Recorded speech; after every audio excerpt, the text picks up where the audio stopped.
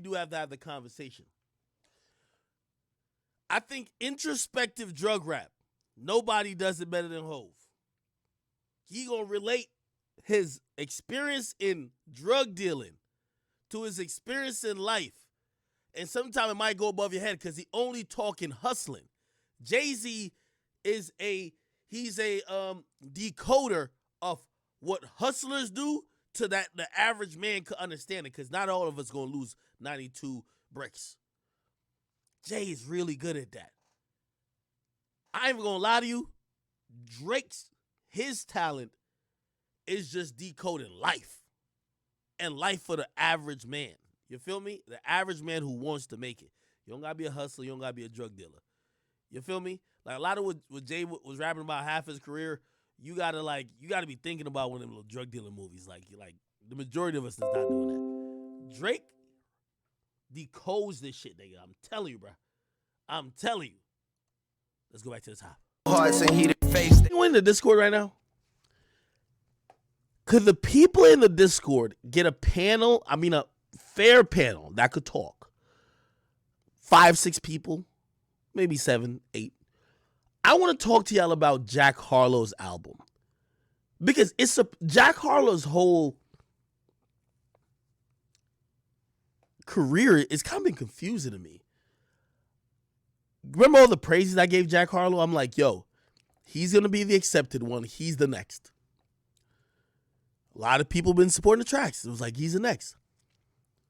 People like the Churchill Down song. I just played it.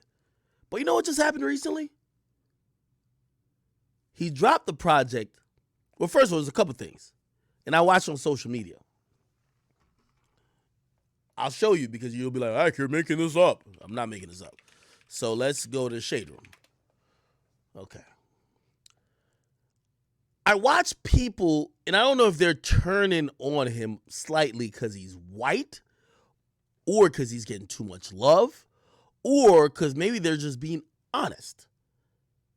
You get me? Let me see if I could pull this up. Right, give me a second.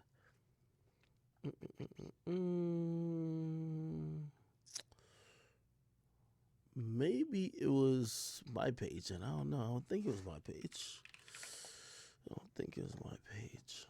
But I'll look. We have a lot to talk about. By the way, also rest in peace, Kevin Samuels. We'll get into that shortly. So, I don't know. So there's a video of Jack Harlow. I posted it, where he was being carried across, I don't know what you call this, the field at Kentucky Derby. And there was 2 black dudes. He was hanging over their shoulders. And I remember, I didn't see this. I didn't even read these comments on my page initially. I read it on other people's page, but everybody was just racially motivated. And for me, one of the things I felt like Jack Harlow is going to win. Did y'all watch a Breakfast Club interview with this guy? He's the nicest guy on earth. It's like you have to be a hater to not root for him. So I looked at that and I'm like, oh, everybody's going to love this guy. Like, bro, when you're that likable, you're that nice, you're that witty, you still fit in that cool bracket, you're going to win. And he drops his album. I see everybody say, yo, this shit ain't popping. This shit whack. We don't like it. Then I see like this, which I think is dope. He's from Kentucky. He's from Louisville. We only know like 2 other people from Louisville. We know Bryson Tiller. Who's the other person we know from Louisville? Is ESTG from Louisville? We don't know too many people. Hold on, give me a second. I'm going to pull the comments up over here.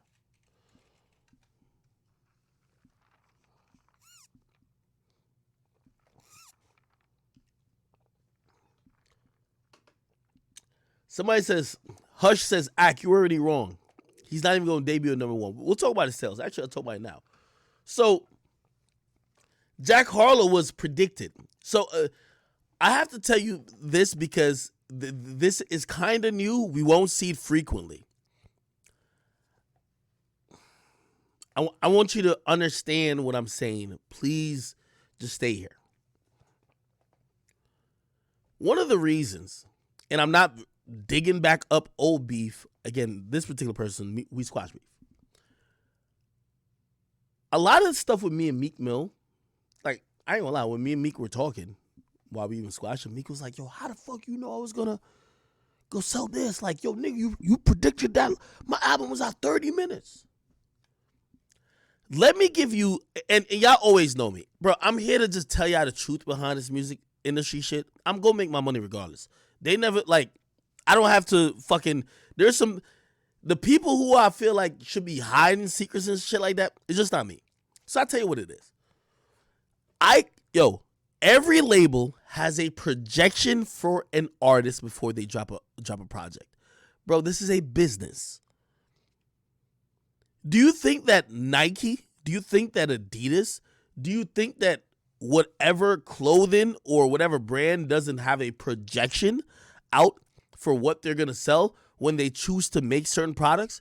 Do you think that Nike is going to make a billion LaMelo, I don't know if he signed with Nike, but a billion LaMelo ball shoes when only probably about 2 million are going to get sold?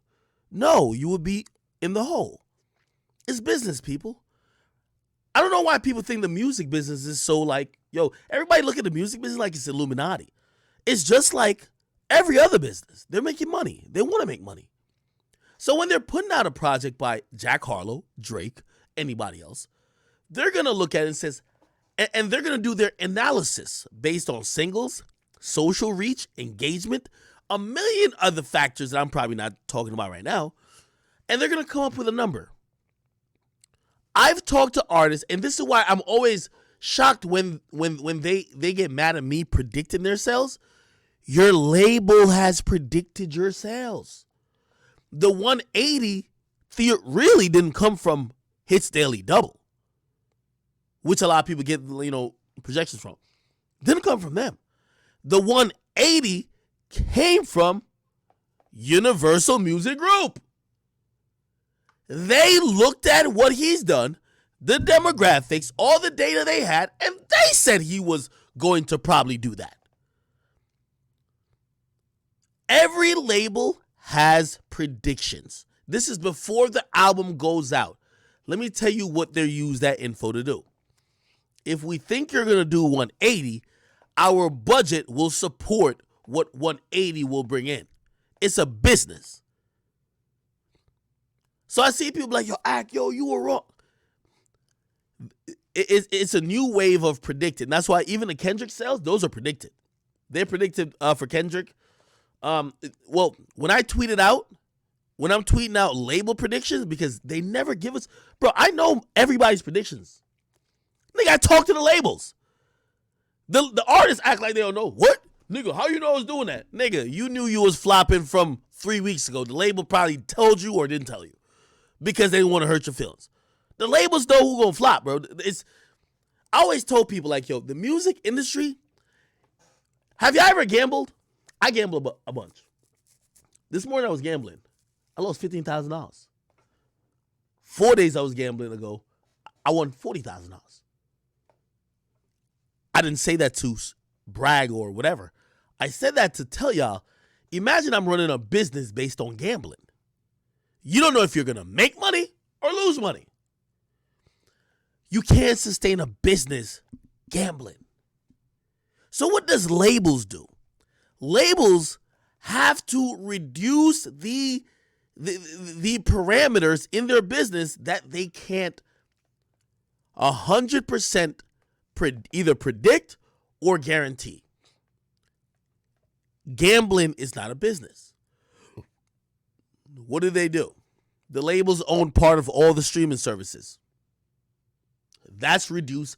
If the labels, it wouldn't happen, but say the labels, say Universal submitted, I don't know, 10,000 entries for possible playlisting from Apple Music.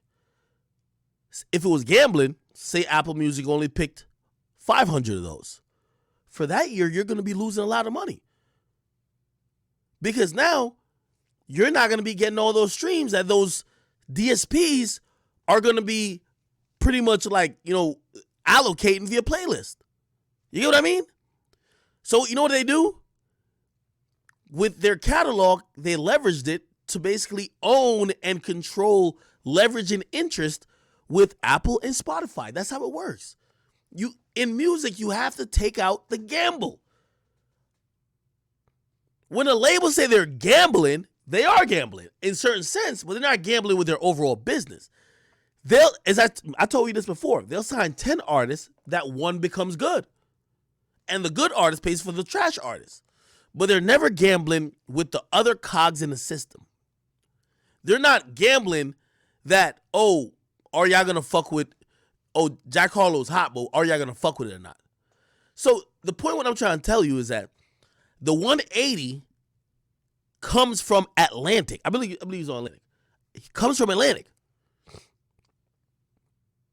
So Atlantic is like, all right, yeah, all right, we got him pegged for 180 based on the sales from this, based on whatever, based on the love the DSP is going to give. This is always where I tell y'all, and I'm breaking down sales. And by the way, I seen somebody recently say, well, why are y'all still talking about sales? Why don't y'all talk about streams? Streams are basically sales, brother. It's just that we're going to use bigger numbers. If it's not selling well, it's probably not streaming well, unless it's like an artist like MGK, where half of its sales is going to come from actual purchases. So it's still the same numbers. So I always look at artists and I laugh and I'm like, you're mad at first week sales, but all you brag about is having more money than people. You shouldn't brag about numbers at all then. If an artist never bragged about numbers, we don't care. We shouldn't care about sales. But all these niggas say, yo, I got more money than him. I'm the biggest boss. I got I made $10 million off that. Well, let's see if you really made $10 million. So anyway, get back to Jack Harlow. His label thought he was going to do 180. His label told the bigger conglomerate they were going to do 180. This is what is a good thing about music. Because every prediction meets the people. And it meets the best promotion ever. Word of mouth. You know Future's real projection was like 170, 180, right? People missed him so much, it went to 200. Oh, shit. Future could do like 200. You know what Future ended up doing? 227. Why? Over that week of that project being out, people loved a lot of the songs, and they realized how much they fucking miss Future. So what about those projections that said he was going to do like 170, 180? They were off. You know why? The people loved it. This Jack Harlow projection is the same way. The label projected he was going to do 180. You know what's happening? And that's why I want to talk to people about it. I want to talk to them on Discord. That 180 is turning into 120, 130. How are you losing 50K sales in the first week? Is because, by and large, most of the conversation about Jack Harlow's album is that it's mid. Is that it's underwhelming. Is that he didn't deliver. That's the facts. It is what it is. We could talk about it. But what's happening, his sales, you're not going to do 180 if people ain't rocking with it. Because the first day sales was like, bing. Everybody's talking about it the second day. If nobody's telling you, like, bro, you got to go listen to Jack Harlow. If everybody say, oh, this shit was forgettable. If there's no song catching after the first day. This is how volatile first week sales are. Jack Harlow's about to sell 50,000 under what he was projected before his album went out because he didn't deliver. And nobody's going to talk about it like it's amazing. So the word of mouth promotion won't help. The best promotion, I keep telling you, is word of mouth. We're going to talk about this a little bit more. I want to talk to the chat, the audience. I want to get in Discord. Exclamation mark Discord if you're trying to find where the Discord is. You could join as well. I could possibly talk to you. Okay. Before we get to all that, how y'all feeling, chat?